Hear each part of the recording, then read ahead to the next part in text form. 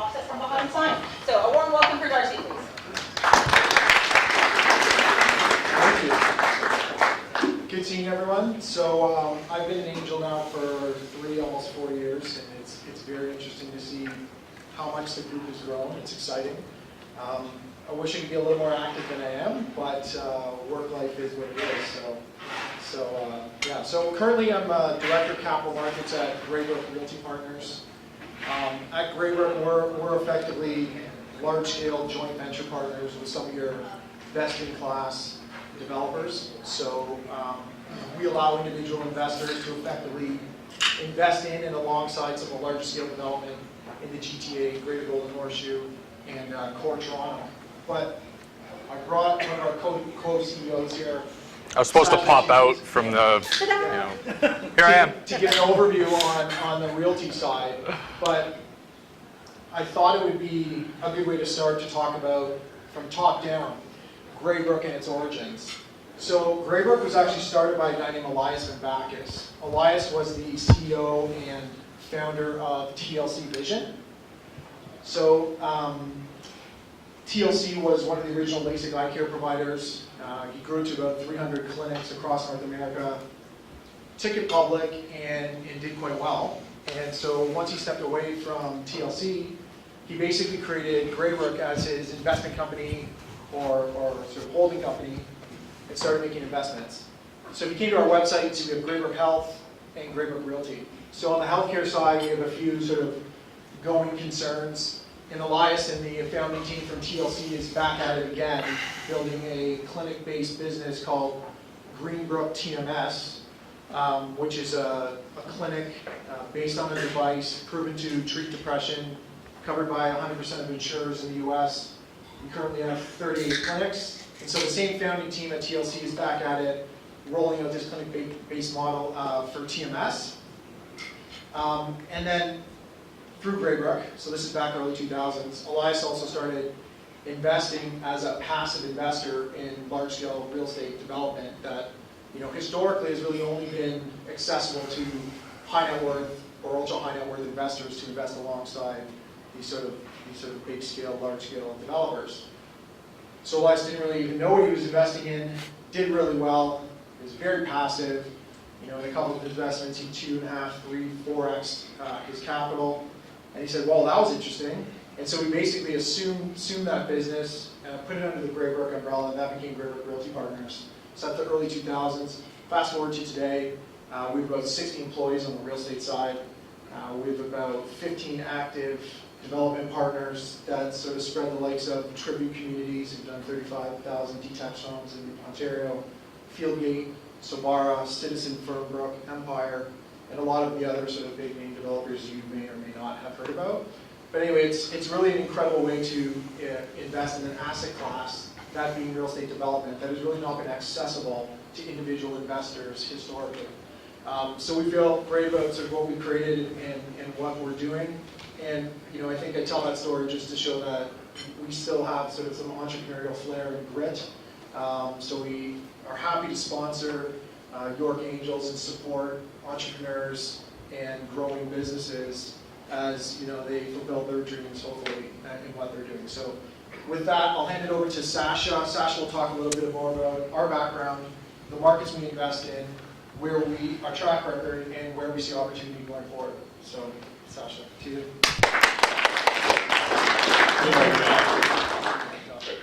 No, I am, but they said it's for the TV. The video. I feel like Darcy pretty much covered it all. So, back in golf. So Darcy, thanks for sort of bringing everybody up to speed on the history. Today we still invest in early stage companies on the healthcare side. When I joined Elias in 2004, we were investing quite actively in venture, and really the real estate side of our business was a little bit of an offset to the risk spectrum, right? As Jess pointed out, there's great opportunities, but to have a balanced portfolio, we thought we needed to have a little bit of a counterbalance to some of the early stage investments we were making. So that's how the real estate business was born, and it's evolved since then. I'm going to do my best to kind of give it to you guys in 20 minutes and keep it relevant. I've never been able to do anything in 20 minutes. So we'll see how that goes, but you can just boo me off the stage if you get bored. Dar's covered this piece. You know, we in our early days, a lot of people today ask us, well, why don't you have institutional capital like all of your capital is individual? Well, when we first started, without a track record and being in my early 20s, it wasn't an easy sell to get institutions to say, sure, you've never done this before, you've done it once with your own cash or your partner's own cash, let me just write you a $100 million check. So we started our business with individual, private high net worth investors, and now that we, can attract institutional capital, we've kind of stayed true to our roots. Today we have over 5,000 individual investors in 32 different countries, and we manage over $1 billion in equity currently actively, which represents, as Darcy said, about $15 billion worth of development. So we're not a developer, we're an investor. If we were a developer, we'd be probably one of the largest in the country by the number of involvements we have. That's kind of us by the numbers, which I've just covered. So the key distinction of what we are and what we are not is, as I said, we're not a developer. So as an investor, we have a different mindset to how we approach real estate. Most of our developer partners are builders, and that's what they are first and foremost. Let me just put it to you this way. The first time we approached them to sell a site that we zoned and approved prior to building it, they looked at me like I had 4 heads. Like, what do you mean, why would I sell it? Like, we approved it, so now we build it. That's what we do. I have an infrastructure, I have a business, this is our business. And it took a little while to convince them that their business was not development and it was not construction, but rather it was a business of making profit with the least amount of risk possible. So our mindset is that when we acquire a piece of property, we stay actively engaged in the process, not only from the perspective of day-to-day development features, but rather also looking at the market and how it changes and evolves as we go, because opportunities and risks avail themselves all the time because the market is quite dynamic. So we're kind of built to enter and exit at different points of the development cycle, and we're not averse to doing so, which is something that our partners have now embraced because obviously the results have been quite good. Our targeted annualized rate of returns are kind of between 20 and 25%.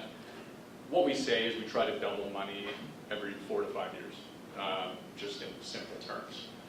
So, if a project doesn't fit those parameters from an underwriting perspective, we don't do it. It doesn't really matter much whether, a project is in Yorkville or if it's in Scarborough. A lot of people think, they see one of our high-rise projects, like we own a project with Empire at Yorkville and Avenue Road, which is obviously a great location. We own another project at Nielsen and Markham Road, and people sort of gravitate to the Yorkville one. But really in a margin-based business, so as a developer where you're manufacturing real estate, margins are similar across the board, and there's different housing types for different people and different market segments and different submarkets, right? So you can make a great risk-adjusted return investing in all different forms of development, whether it's high-rise, low-rise, luxury, or sort of basic level housing.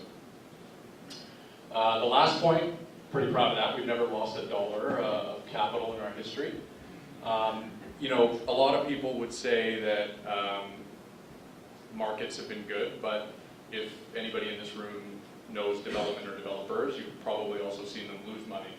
So just because markets have been cooperating doesn't mean that you can't lose money in development. It's all about execution and how you structure acquisitions in our view. So this is a list of our partners. Dar's touched on a few of them, but we work with large-scale developers. That's kind of our bread and butter. The reason is not, frankly, just because of the execution and track record. I mean, I think that's an obvious. In development, when we being the equity usually get involved, we're acquiring property, and our responsibility along with our partners is to fund acquisition and then get the project to the point of construction, which means going through a sales and marketing program. From that point in time, the development is financed largely through senior debt or a construction loan. At that point, what's required is guarantees from the bank. So just like when you sign the mortgage to your house, right? The bank is taking your house as collateral, but to the extent that your house is not sufficient in value to cover off the bank, you're the guarantor.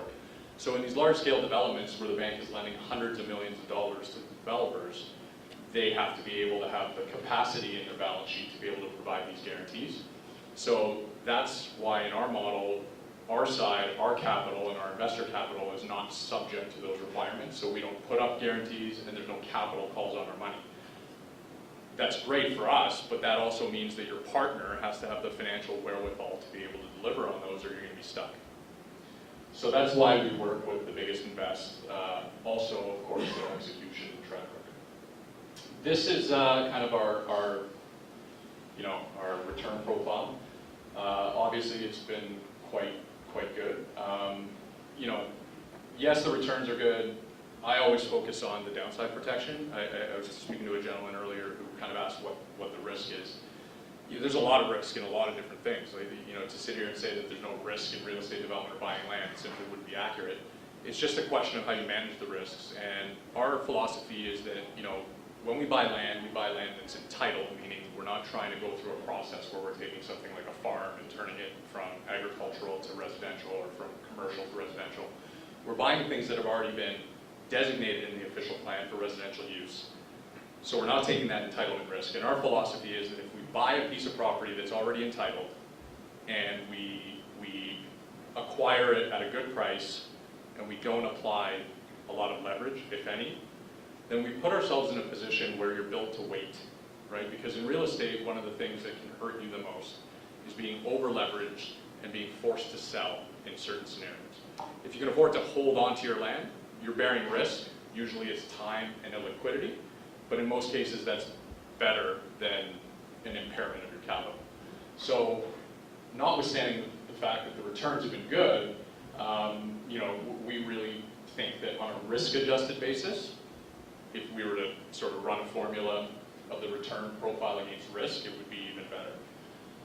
You can see on the right project stage, what that means is, ones that you can actually drive by because they exist and they've been built and completed and people have moved in, versus ones that we've sold after achieving our full zoning approvals. This is what our portfolio looks like. So, our philosophy is to be diverse as well. So a lot of times when I meet an investor for the first time, they say, great, I want to invest 100,000, a million, whatever the number is, and they say, I love this deal, I want to invest in this deal.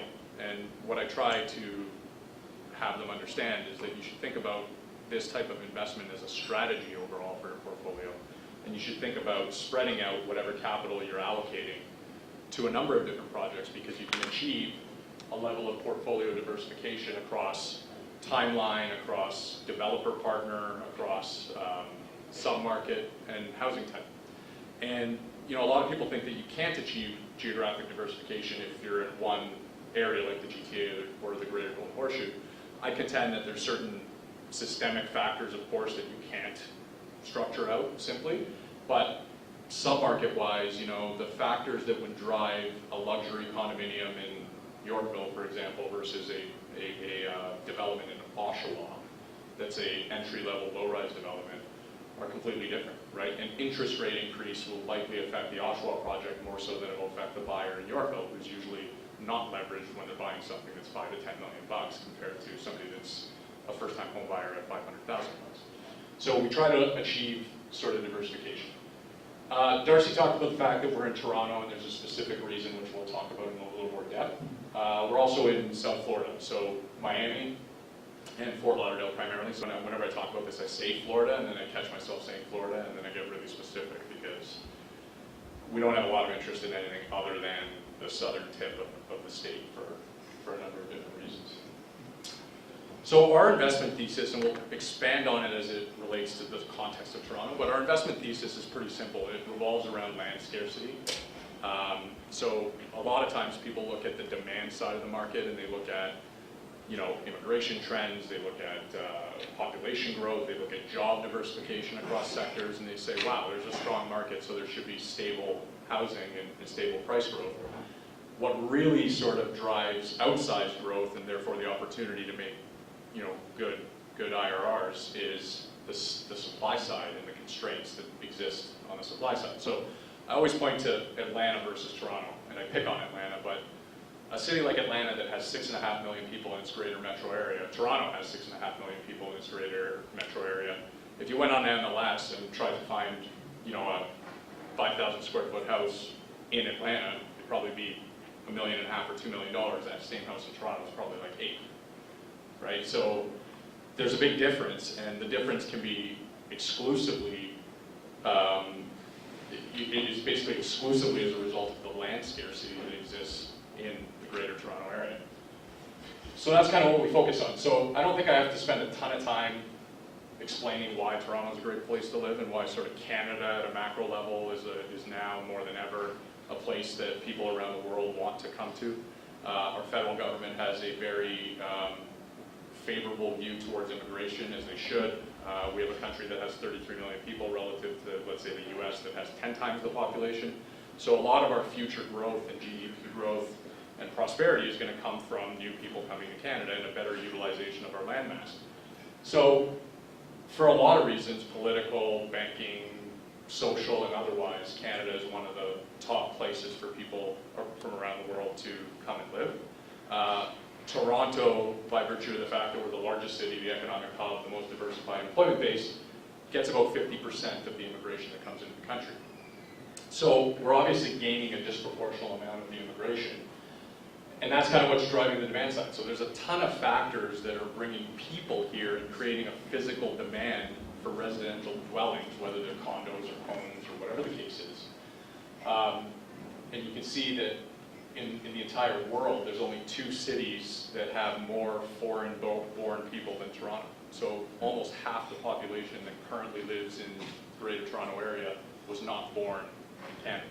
So that's a pretty staggering statistic, and it's something that our federal government, regardless of whether you're a conservative or liberal or Democrat, I guess, you know, has embraced, and it's a policy that we don't see reversing. The supply side of the equation, you know, is a little bit complicated. So what you're looking at here is a picture of the Greenbelt. I'm sure everybody has heard of it. It's just north of us, east and west of us. And it creates kind of a physical and legislative barrier around development. So there's a significant restriction in the amount of developable land that's available in Toronto for the GTA.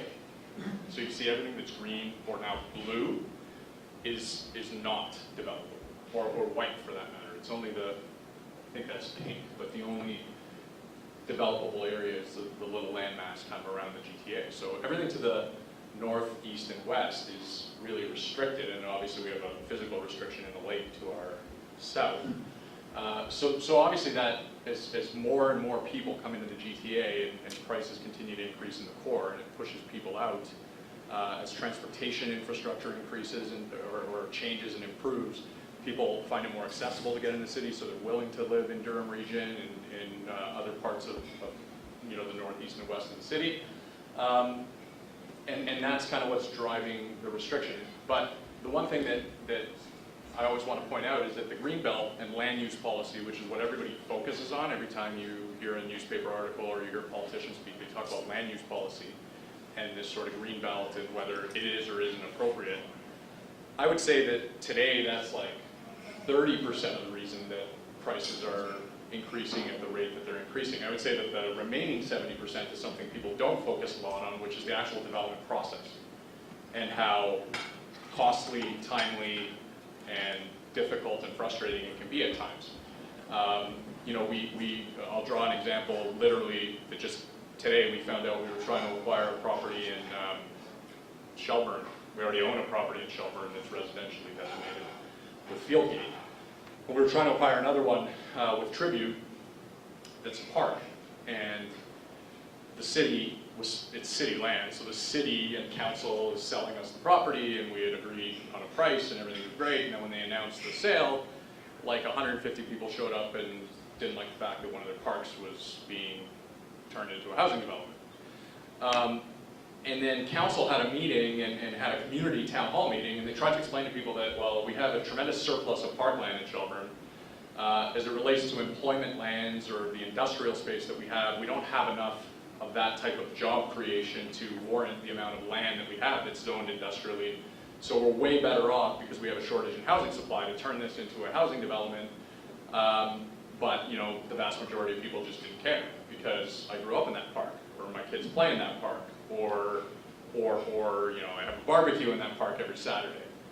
Which, you know, I'm not contending that those are not valid reasons, but reasons like that also have implications, right? So when price pressure is as upward as it is here, and is driven primarily by a lack of ability for the development community to get enough product to market in a timely enough fashion to meet its demand, things like this are really destructive to the process. So this is just one example, but you know, at every turn, this exists through the development process. And on the one hand, as somebody who, you know, lives in Toronto and cares about, you know, the city and the ability for my children to one day buy a home, it's frustrating. On the other hand, as an investor, as somebody who benefits from acquiring land and taking it through a process, it's been tremendous, right? So on the one hand, I say, we better change this, it's going to be terrible. And on the other hand, I'm like, just keep being inefficient and terrible at approvals, and our investors will just floor bag land acquisitions. So I'm a little bit torn, as you can see. So this is kind of, we include this graph, it's a chart from last year that just shows, you know, I talk a lot about this, but we also want to show people the statistical evidence, and this is just one example, and we can show you stats and figures that support this thesis kind of all over the map. But what you're looking at here is basically to the right is the supply of, the green bars are the supply of available single detached homes in terms of new inventory. On the yellow line is their price. And then on the right side, you're looking at the same graph for the condo market, which is the supply of available inventory opposite the price. And as you can see, you don't need me to tell you that there's a completely indirect relationship. So you wonder why prices are spiking as they are. You have an insatiable amount of demand, whether it's driven by immigration, whether it's driven by the fact that people perceive Toronto as a global city and they want to put assets here, they want to buy land here, they want to buy housing here to hold. You have that insatiable level of demand, and then you just have a supply that drops off a cliff, because what we used to be able to buy, you know, 8 years ago and take 9 months to approve now takes 3.5 years. So that's obviously going to be a contributing factor. In terms of the industry, the home building industry accounts for about $32 billion of revenue in Canada, which is about 3 times the size of the REIT industry. So a lot of investors think about accessing real estate markets through REITs or financial instruments like, you know, that you can buy with your investment advisors.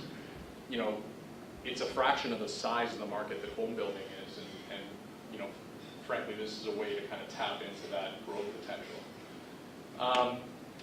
And then this slide is showing you how value is created. So why we felt it important to include this in the next couple slides is just to show, you know, I spent 15, probably over 20 minutes already, but I've spent 15 minutes talking about, you know, returns and what's driving it in the whole macro thesis, and a lot of people are usually left thinking like, okay, well, how do you even make money doing this? Like, how is value created? So we try to break it down into a pretty simple process. So you have what I referred to previously, the land entitlement stage. So that's, I'm buying something that's an agricultural property and I want to take it through a process that requires municipal and provincial input to change it to a residential use. That's not something we do, because we see the risk reward of that as being disproportional and a little bit too high for what we think our investors should be exposed to. The middle phase is what we call zoning or municipal approval. So to most people, when you say, are you zoned, it's always a binary thing, like yes or no. Yes, I can, or no, I can't. Zoning and approvals have multiple stages to them, from entitlement through to actual full approval and build permit. And with what's happening and what I've described over the last 15 or 20 minutes, and what's driving demand and sort of price growth, what that's done in this side of the equation is it's enabled us to add a ton of value through active development, what we call active development. So as you go down the continuum, you're benefiting from 2 types of gain. There's a passive gain, right? In a healthy functioning market with time, you're going to have incremental growth. And then there's what your manager, i.e. us or our partners, is doing for you in order to add disproportional value. So in a stock portfolio, that'd be like the difference between beta and alpha, right? So in our case, we spend a considerable amount of time, resource, and energy with our partners to know how to navigate the approvals process and to be able to successfully achieve those outcomes. And today, more than ever, that is resulting in very disproportional gains, right? So we're sitting on a site here that in 2013 we bid on, and it was about 1.4 million bucks an acre, if I remember. And I thought that was expensive at the time, notwithstanding everything I've just said. But we wrapped our head around it and put a bid in because we knew that it would be worth more based on everything that I've explained. Today, if I were to buy the site right now in its current stage of development, it would be about $4 million an acre. And nothing's been done. You don't see a single home on it. People will be golfing on this property for a number of years to come. To give you an idea of what has happened through the active approval process in the meantime.